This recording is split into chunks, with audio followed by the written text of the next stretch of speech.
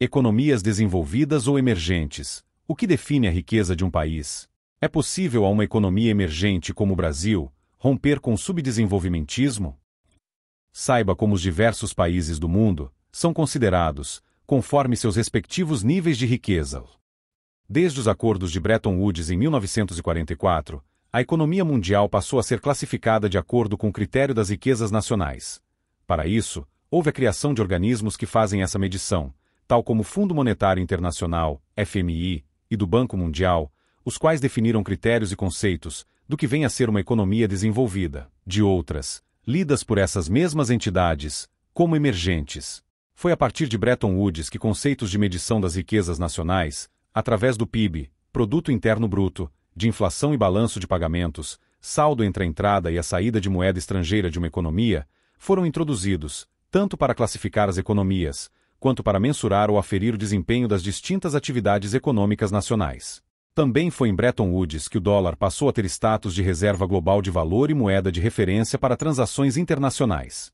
A partir de então, a economia dos países passou a ser definida com os seguintes critérios: conceitos de medição da riqueza, a partir do chamado Produto Interno Bruto, PIB, inflação para aferição entre moedas nacionais e os fluxos internos de preços, balanço de pagamentos e transações correntes para monitoramento de reservas monetárias estrangeiras que aportam ou evadem de uma economia nacional, seja via investimentos, importações ou exportações, remessas de lucros e outras movimentações.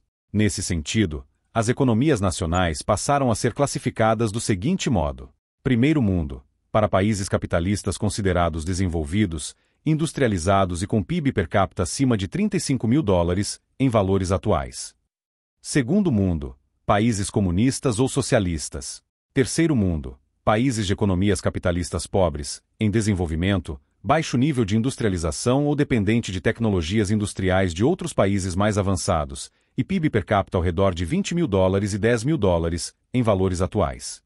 Após a queda do Muro de Berlim em 1989 e o fim da União Soviética em 1991, os termos primeiro, segundo e terceiro mundo foram abolidos na definição ou classificação econômica dos distintos países.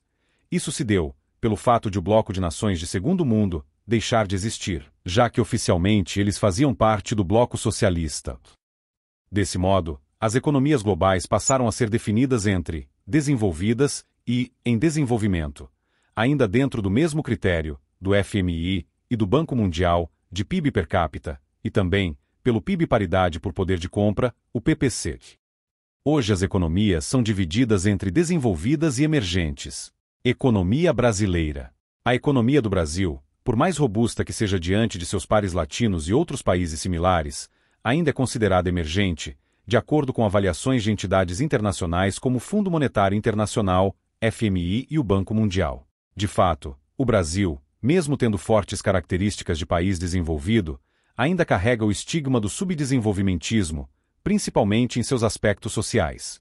Dentre eles, os fracos indicadores socioeconômicos, tais como a baixa produtividade per capita do trabalhador, que influencia em salários insatisfatórios frente a preços sempre pressionados, o PIB por habitante ao redor de $11.000, o baixo nível de instrução da população, condições dignas de habitação e saneamento básico, acesso à internet.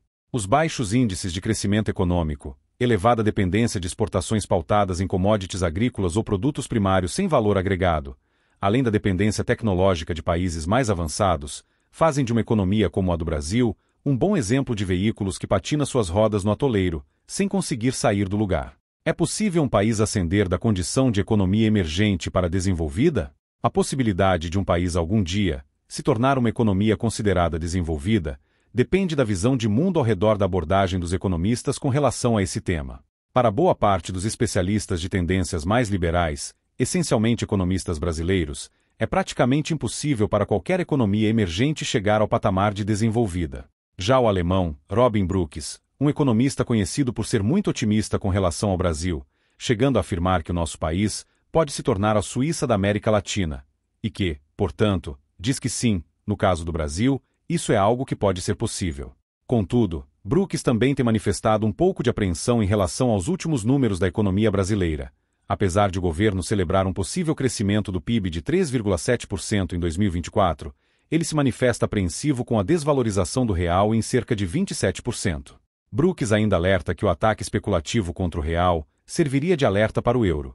Entretanto, a Europa não tem os problemas de descontrole do déficit e do endividamento público que no Brasil, que desemboque numa crise cambial tal como a vivida no mercado brasileiro nos últimos meses de 2024. No caso da China, a segunda maior economia do mundo, é o melhor exemplo que pode ilustrar como um país, por mais que tenha alcançado um elevado patamar de desenvolvimento, jamais poderá ter o carimbo de desenvolvido.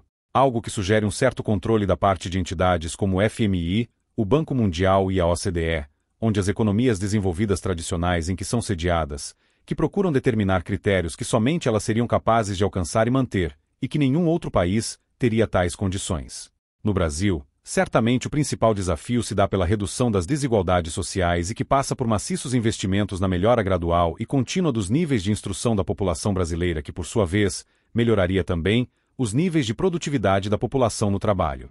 Sem investimento em ciência e tecnologia, o Brasil também ficará dependente tecnologicamente de outros países, enquanto sua pauta de exportações em commodities agrícolas e minerais começa a dar sinais de rápida defasagem. De qualquer modo, deveríamos fazer o experimento. Fazer exatamente como tudo que uma nação deve fazer para se tornar desenvolvida, apenas para sabermos se realmente seria possível fazer do Brasil uma economia desenvolvida. Desenvolvimento a qualquer custo e custos sociais infinitos. O Brasil tem um histórico de promover políticas de desenvolvimento, sem disponibilizar de poupança interna suficiente para isso. Portanto, o baixo estoque de recursos financeiros, sejam privados ou públicos, disponíveis para financiar um projeto de desenvolvimento nacional, em parceria com o setor privado, sempre foi o maior entrave para que o país alcance robustos percentuais de crescimento econômico com estabilidade de preços. Desse modo, a política de desenvolvimento ancorada na concessão de subsídios, sobretudo ao setor industrial, o qual não exporta seus produtos por não serem competitivos e por contar com o fechamento do mercado interno brasileiro à concorrência externa, faz com que empresas de baixo desempenho produtivo sejam beneficiadas com renúncias e isenções fiscais, além de financiamentos subsidiados por bancos públicos, com o agravante de contarem com políticas protecionistas que impedem a importação de produtos similares de melhor qualidade e mais baratos, os quais provocassem a indústria brasileira a se modernizar. O resultado disso é que a alavancagem econômica, associada à baixa produtividade das empresas, eleva o consumo em decorrência da geração de empregos e salários, o que por sua vez resulta em inflação.